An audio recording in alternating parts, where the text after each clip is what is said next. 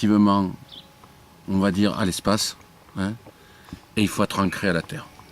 Ancré à la terre, tenir la terre, et donc il faut être dans le faire. Il faut être dans la, en même temps, dans effectivement penser les choses, organiser, mais il faut être aussi dans les réaliser en même temps. Ça ne suffit pas d'être dans donc on va dire l'idée ou l'objectif. Ça peut réunir un groupe.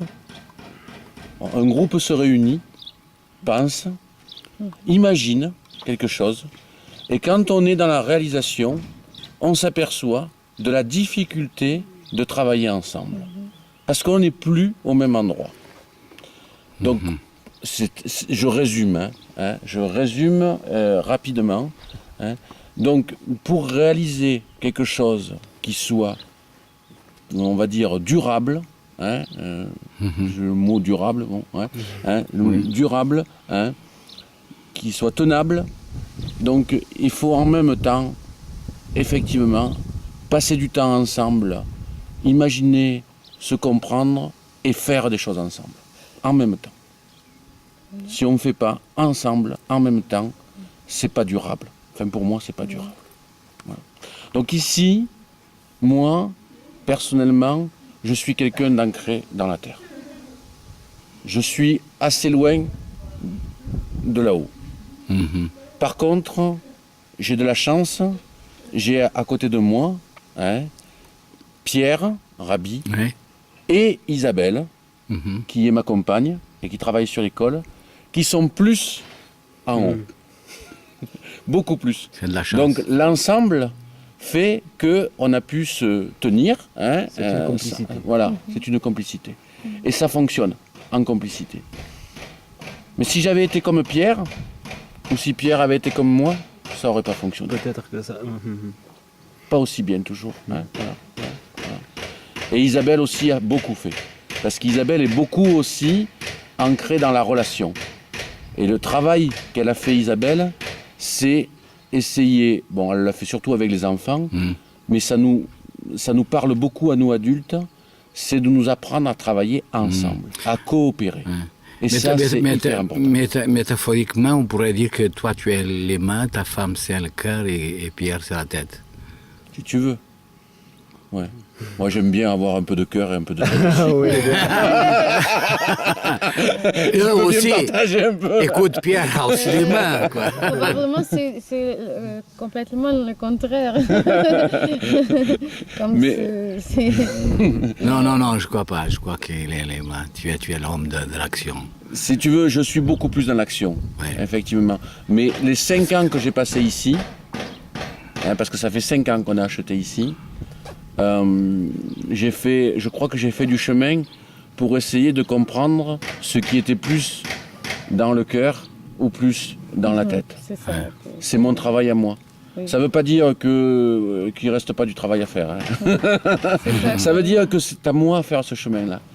Mais ce qui est important, c'est de pouvoir laisser le message aux autres, de dire mais vous avez aussi du chemin à faire pour descendre les pieds sur terre. Je crois que il y a un problème général que les mains fréquemment sont complètement séparées de la tête. Parce qu'on voit beaucoup de gens qui travaillent et qui ne savent pas ce qu'ils font, qui ne savent pas ce qu'ils font. Oui. Et des gens qui savent ce qu'il faut faire et ne font rien.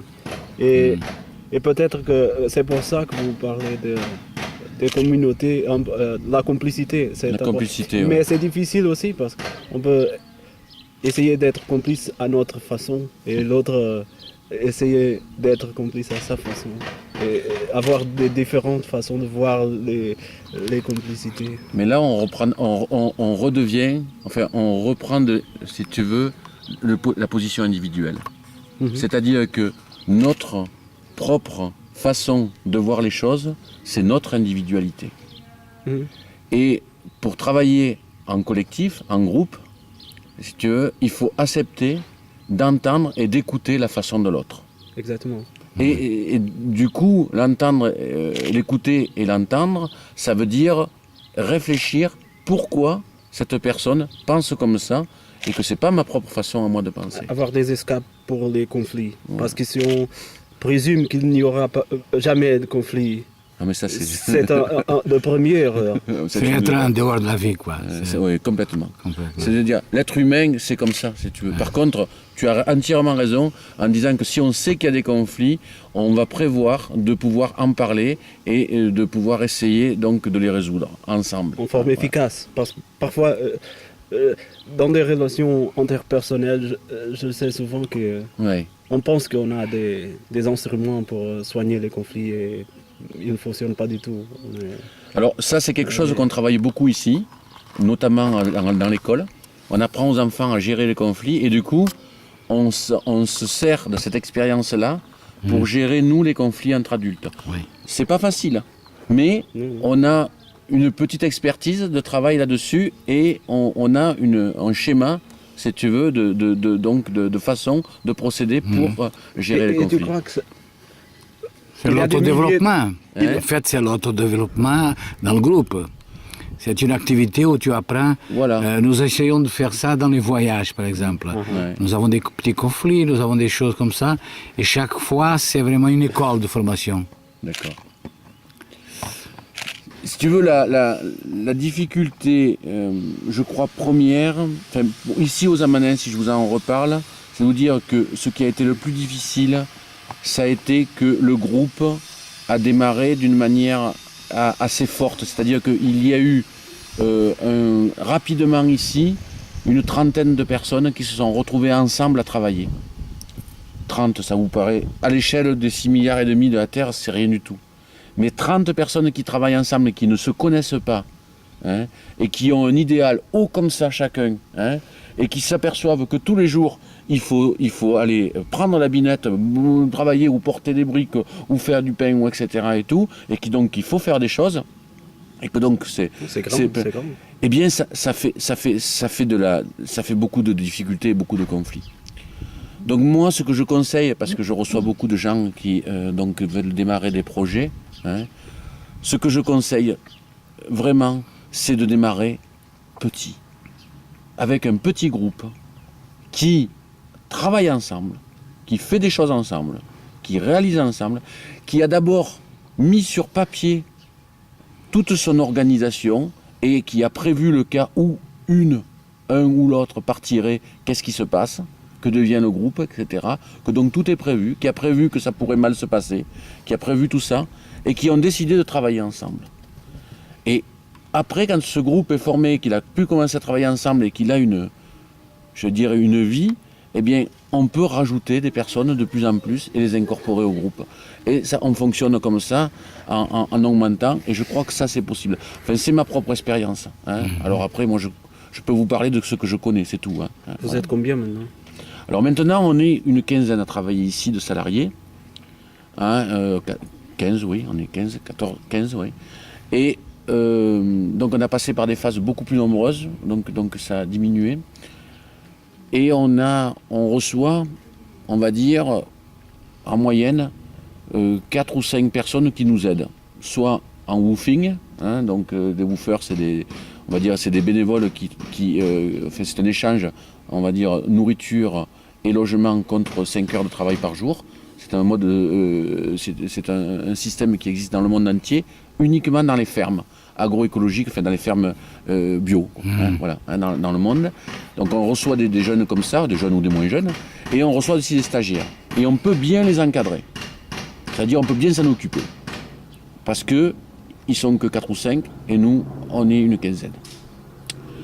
Et puis, on accueille effectivement des classes, des individus, des familles, etc. Et là, on peut accueillir 40, 50 personnes sans problème. Est-ce que les gens qui viennent pour être accueillis de cette façon, est-ce qu'ils savent déjà faire les choses? Parce qu'un des problèmes que nous avons compris, c'est que moi, je sais rien faire. Mais si, tu sais faire. Non, j'explique. Non, mais tu sais faire des choses, Oui. mais c'est ta partie à toi. Oui, mais c'est exactement. Si tu veux, moi j'ai pris le choix de créer une entité juridique économique qui puisse être autonome, c'est-à-dire qui ait des revenus, des dépenses, et donc tous les gens qui travaillent ici, au départ, sont des salariés, qui coûtent, il faut payer. Du coup, moi, on leur demande d'être des professionnels là où on les a embauchés. Si par exemple il y a un jardinier ou maraîcher comme André, c'est son métier, il doit arriver, si tu veux, son travail, c'est effectivement de produire des légumes et des fruits de qualité, hein, et dans des bonnes conditions, on va dire de qualité et aussi économique, donc avec du professionnalisme. Et du coup, de pouvoir transmettre ce professionnalisme aux gens qui viennent ici. Alors, il y a plusieurs façons de le transmettre. Soit c'est des stagiaires, ils travaillent plusieurs jours avec et ils apprennent. Soit c'est des gens qui viennent à la journée ou quelques jours ici en vacances, entre guillemets, en regard, en visite. Et dans ce cas-là, ben, c'est uniquement une explication et, on va dire, montrer et éventuellement faire participer un petit peu. Donc ça reste quand même très léger, mais ça donne une première approche, hein. Donc je te donnais un exemple, mais toutes les personnes qui sont ici sont des professionnels. Voilà.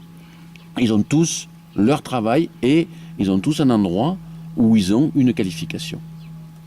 Quelle est ton opinion sur l'idée de travail infantile, par exemple? Parce que je pense, mon père, il sait travailler la terre. Et pour produire des légumes et tout ça. Il a été entraîné par ma grand-mère, mon grand-père, dès qu'il était petit. Et la notion de travail infantile a bouleversé un peu le système, au moins au Portugal, je ne sais pas ici, mais on a une idée des enfants comme des inutiles qu'il faut former, donner un tour de devoir. Un devoir. Non, dans un tour d'ivoire extérieur à la vie de la terre. Parce qu'on avait pensé que le travail des enfants, c'est une chose négative, c'est l'exploitation des enfants, et qu'il faut former dans les écoles. Et après, on a formé des mecs qui ne savent rien.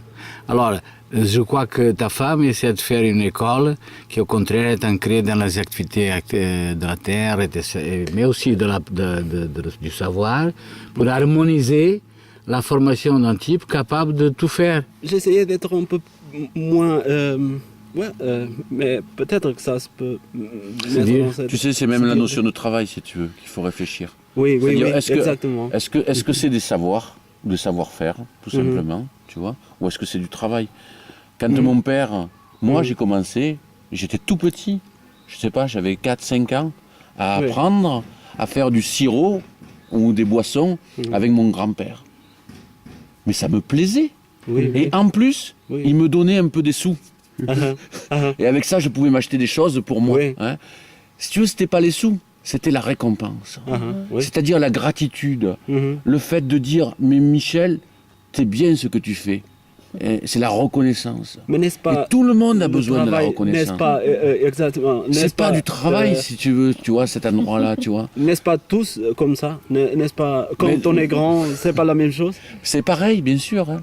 C'est exactement pareil, si tu veux. Tu vois. Et la difficulté qu'on a aujourd'hui, c'est que on sent pas cette reconnaissance, on sent que c'est un dû.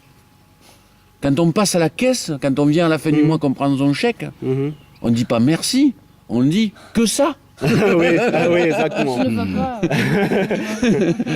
Et c'est pareil. Bonjour. Quand on demande à quelqu'un de faire un travail, et quand c'est la fin de la journée, au lieu de lui dire c'est bien ce que tu as fait, on lui dit mais tu as fait que ça. Oui, c'est pour deux côtés. Et ce qu'on apprend nous aux enfants ici, c'est ça. C'est effectivement à vivre ensemble, à travailler ensemble, à coopérer, à être attentif à l'autre. C'est complètement lié avec l'autre question des conflits, parce que c'est le conflit social. Exactement. Et ça, on doit leur apprendre très petit.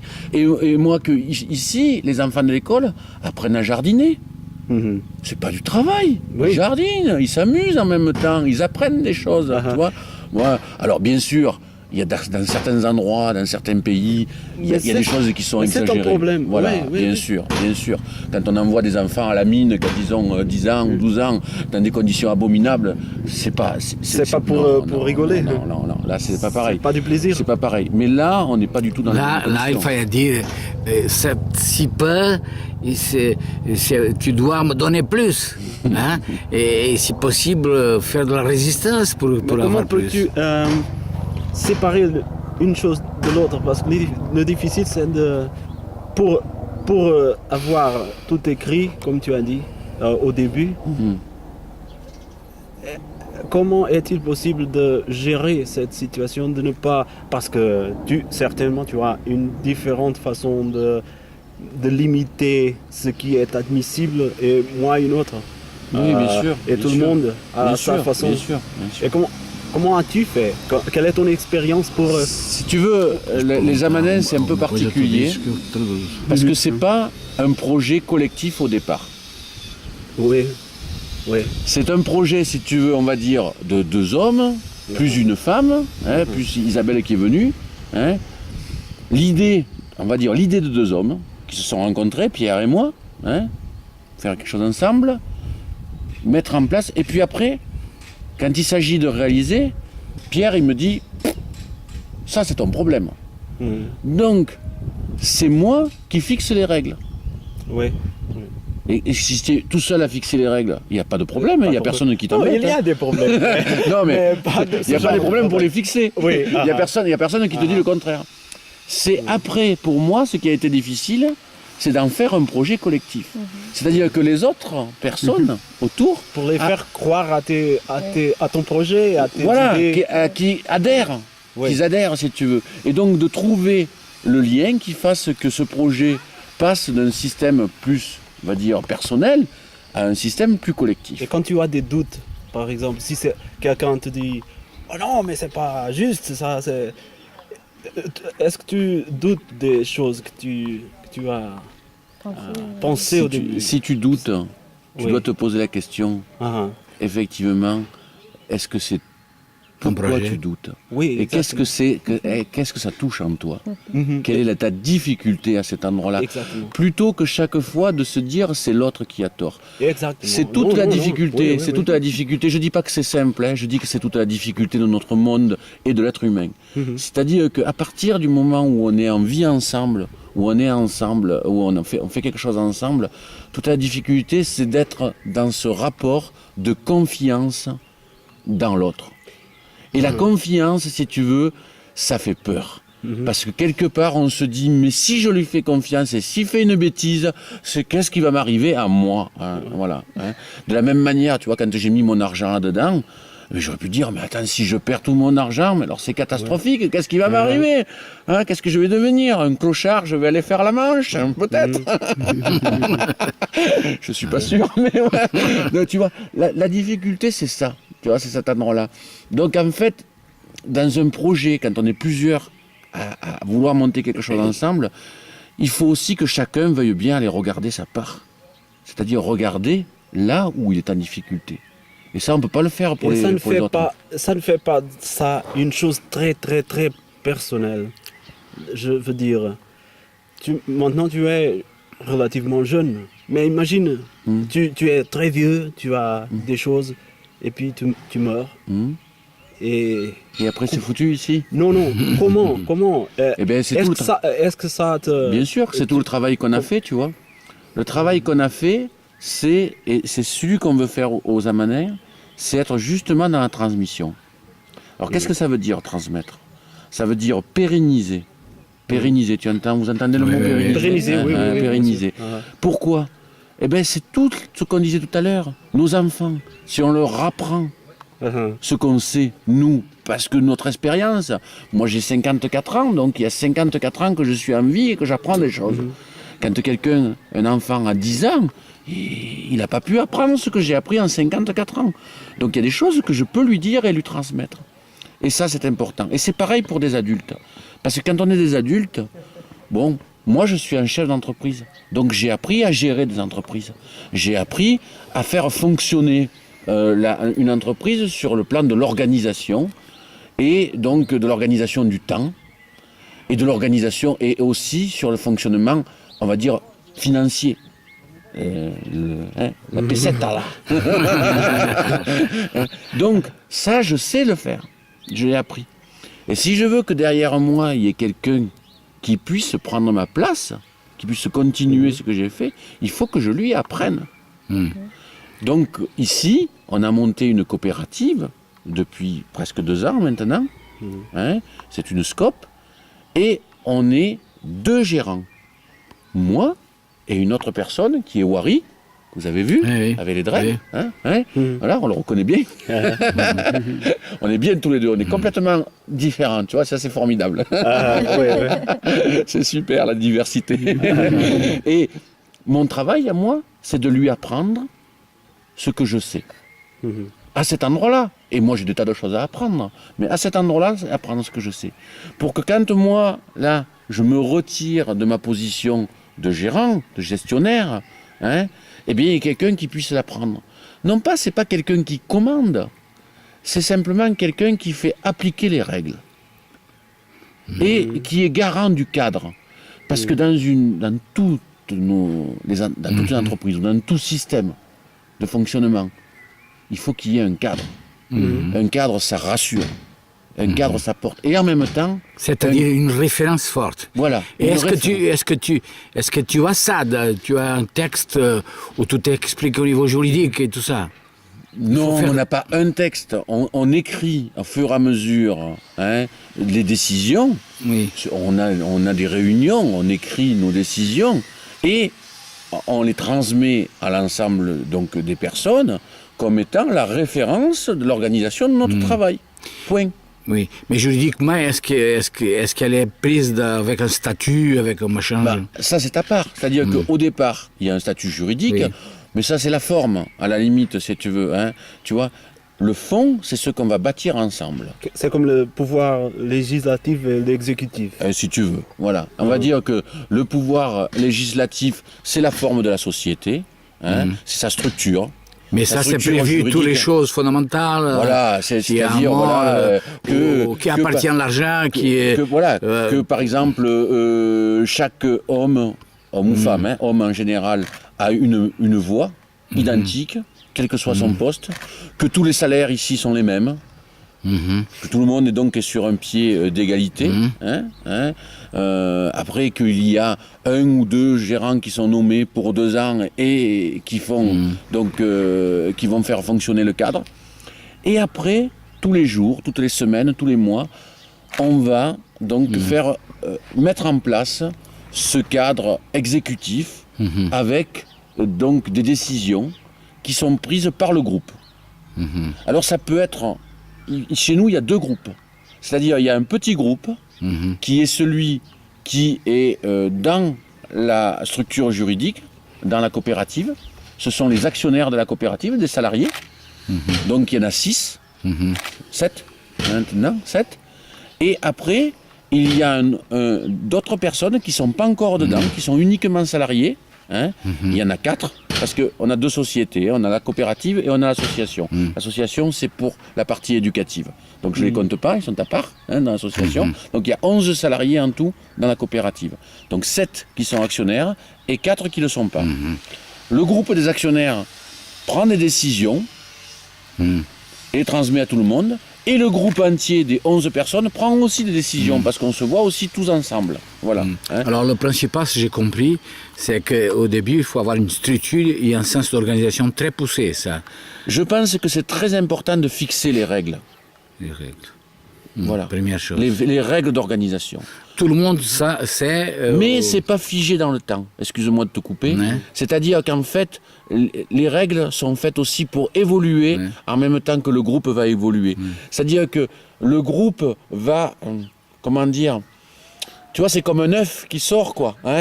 Après, il va éclore. Il va devenir un poussin, puis un poulet, puis une poule, puis... Tu vois, donc, tu vois, il va y avoir des choses qui vont apparaître. Et on va pas dire, voilà, c'est ça, et puis ça sera toujours comme ça. On va dire, voilà les règles aujourd'hui, maintenant, pour fonctionner ensemble. Et puis, petit à petit, à force de travailler ensemble, on va dire, ah ben tiens, ça, on peut le faire évoluer de telle manière-là. On est tous d'accord? On est tous d'accord, on y va. Et ça, on le fait évoluer comme ça. Et ça, encore comme ça. Et ça prend du temps. Hein. Ça prend du temps. Mais c'est pas grave. C'est comme ça qu'on bâtit une société qui est plus juste. Tu vois, plus juste, oui. C'est ça le mot, tu vois. C'est une métamorphose de vie, et c'est une forme d'organisation finalement organique, c'est pas bureaucratique. Est-ce que c'est juste? Oui, oui. Et cette justice dont vous parlez, je fais des comparaisons avec la société tout entière. Et je pense, est-ce que ça n'est pas le bout de la société qu'elle n'arrive pas à faire, et qui peut-être l'échelle que vous utilisez n'est-il pas une des conditions fondamentales pour que tout ça fonctionne? Peut-être qu'il faut recommencer effectivement à une échelle plus basse, oui. Plus petite, oui, pour pouvoir fonctionner, oui. Je vais te répondre autrement. Je ne sais pas, vous avez vu, il y a eu les élections en Angleterre. De partout, dans tous les pays d'Europe, dans toutes les démocraties, il y a pratiquement la gauche, la droite, puis il y a autre chose. Moi, je vais vous dire, pour moi, la droite, c'est la fermeté. Pour moi, la gauche, c'est la bienveillance. Si on n'est que dans la bienveillance, on n'est que dans le ciel pratiquement, et on ne touche pas la terre. Et on n'arrive pas à construire.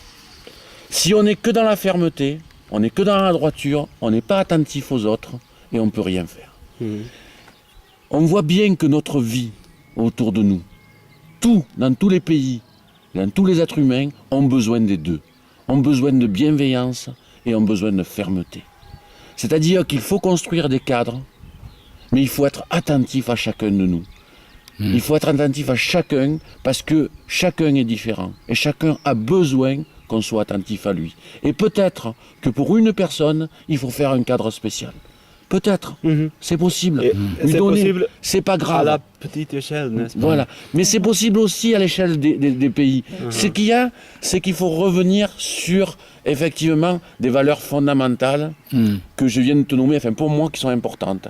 Tu sais, on a fait travailler les enfants de l'école là-dessus. On leur a dit, est-ce qu'on peut toujours être gentil? Gentil. Et ils ont réfléchi longtemps, et ils ont dit, ben c'est difficile, mais non, c'est pas possible d'être toujours gentil. Mais si je suis pas gentil, je suis méchant. Et ça me va pas. Alors, est-ce qu'il y a une position entre les deux? Eh bien, c'est eux qui l'ont dit. La position, c'est d'être effectivement juste et ferme. Tu vois? En fait, c'est discipline et flexibilité. C'est-à-dire, la discipline, ça serait de venir à l'heure actuelle pour manger, à l'heure de machin, et que tu as été la flexibilité de nous donner à manger quand même. C'est d'être attentif, c'est que vous arrivez, c'est que voilà, vous avez, pendant 2 heures, vous avez cherché, vous êtes en difficulté, c'est qu'on ne peut pas, voilà, c'est qu'il faut être attentif, vous n'avez pas fait exprès, vous n'avez pas fait ça pour nous emmerder. Hein? Voilà, non mais c'est clair, tu vois, donc on ne peut pas dire aux gens, mais voilà. Tu vois, et du coup, c'est comme ça. Et en même temps, ça nous perturbe, mais c'est comme ça la vie, tu vois. Et quand par contre, il y a des salariés ici, et ben s'ils commencent à 9h du matin à travailler, il faut qu'à 9h ils soient au travail. Pas à 9h15 ou à 9h30. C'est tout. C'est ça, c'est l'organisation. C'est parce que tout le monde en a besoin. Regarde un enfant, un petit. Si tu lui dis pas, là, c'est dangereux. Ne t'approche pas. Lui, il s'approche. Et si tu lui dis encore une fois, ne va pas plus loin, il continue à aller plus loin. Si tu l'attrapes, tu lui dis, tu dois pas y aller, parce que c'est dangereux pour toi, et je veux pas que tu y ailles. Parce que tu vas te faire mal. Il va reculer. Mais si jamais, tu lui mets ces limites-là, que tu le laisses aller, tu dis, vas-y, tu fais l'expérience, il ira jusqu'à la mort. Il attend. Jusqu'à la mort. Jusqu'à la mort. Parce que la limite, il ne la connaît pas. On ne sait pas où sont les limites. Donc on a besoin de ces limites-là. Tout le monde en a besoin des limites. C'est la société des drogués qu'on est en train de créer. Exactement. C'est-à-dire une société où effectivement on prend en charge les individus, on les prend en charge, on dit on va vous secourir, mais en même temps Mhm. On ne fait rien pour eux. Mhm. On les met dans une position où on leur dit ne vous inquiétez pas, tout est prévu, vous avez le chômage, vous avez l'assurance maladie, Ouais. vous avez le machin et tout, mais en même temps vous n'avez pas de travail, vous êtes des bonnes à rien. Voilà, c'est ça qu'on leur dit. Et ça c'est dur, hein. C'est très dur. Ça c'est dur ça.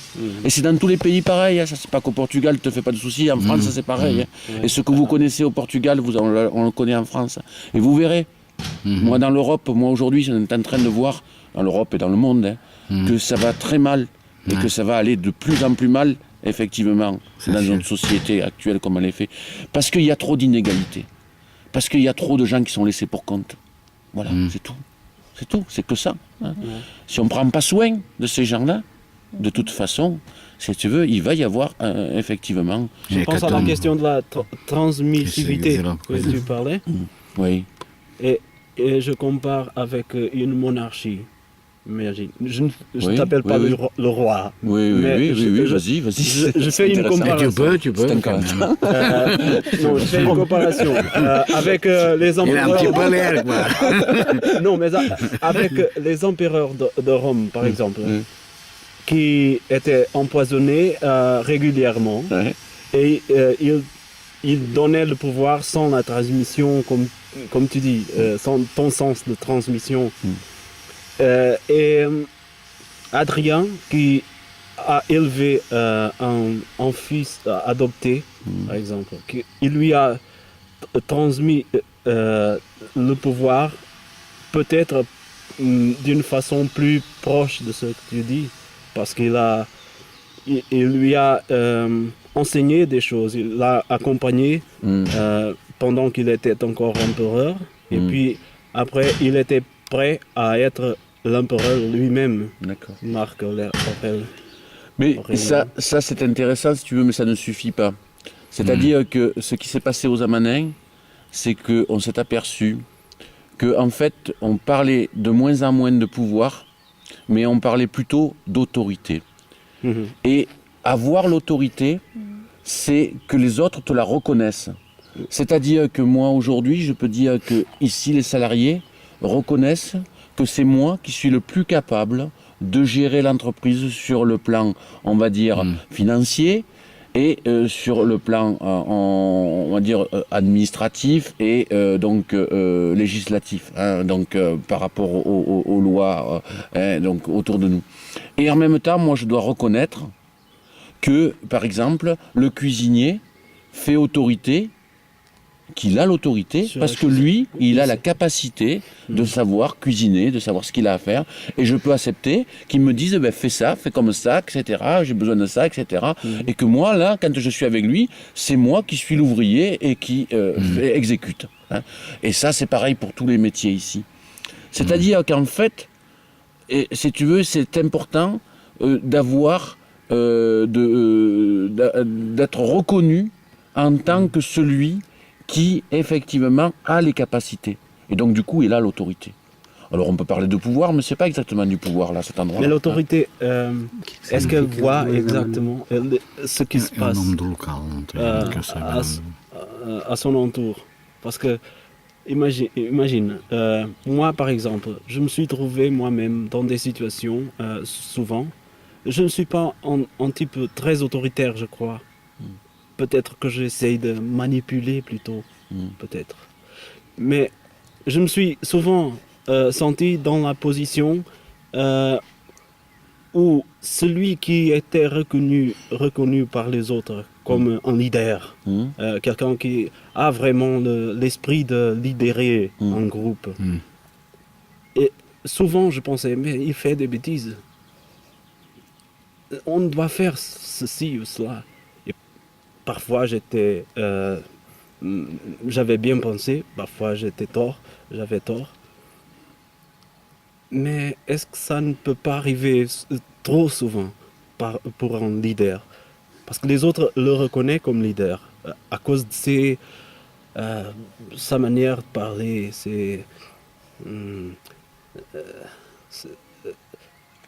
Tu sais, vraiment, c'est le travail qu'il faut faire de vivre ensemble et de coopération et d'écoute. Si tu veux, ce qui règle ça, c'est des réunions avec les gens qui disent mais là ça va et là ça va pas. Et pourquoi? et on en parle. Il faut Tu que veux, tu montes ce que une... tu dis un leader, s'il fonctionne avec un système, comme tu disais, un système royaliste, un système autoritaire, il ne fonctionne pas souvent. Parce que toi, si moi je te donne des ordres et que je ne t'écoute pas, la première des choses que tu vas faire, c'est essayer de me le mettre dans le dos. Hein. Au premier Mais bien sûr. Hein. Mais si tu veux, ça va accentuer ton côté rebelle, ton côté contre. C'est insupportable pour quelqu'un qui te donne toujours que des ordres et que tu peux rien Mais faire. il faut savoir ce que tu sais. Mais non, parce Pas que pour être, si tu veux, c'est pas pour ça que tu dois donner des ordres. C'est pas. Tu dois plutôt fédérer. Tu dois plutôt, si tu veux, Oui, bien sûr. tu veux. C'est une attitude. Il faut être en avant pour, Ouais, c'est pour une- libérer de cette façon. Ouais, c'est une attitude. Mais le groupe, il t'aide, n'est-ce pas? Mais bien sûr. Si tu Mais organises bien un sûr. groupe tout seul, qui tu te peux rien rectifie. faire. Oui. T'as besoin du groupe. Et le groupe a besoin de toi. Le tout, si tu veux, c'est de trouver le bon fonctionnement. Je ne crois pas qu'il y ait besoin réellement d'un leader. Je crois qu'il y a des gens, non, pas du tout. il y a des gens Exactement, non, je comprends qui, exactement. si tu veux, s'affirment plus que d'autres, ont une personnalité plus externe, Assertive, tu oui. vois, Ouais, ils vont pouvoir effectivement parler plus facilement, être devant, etc., tu On vois, va pas porter. peur de- Et puis il y en a d'autres qui sont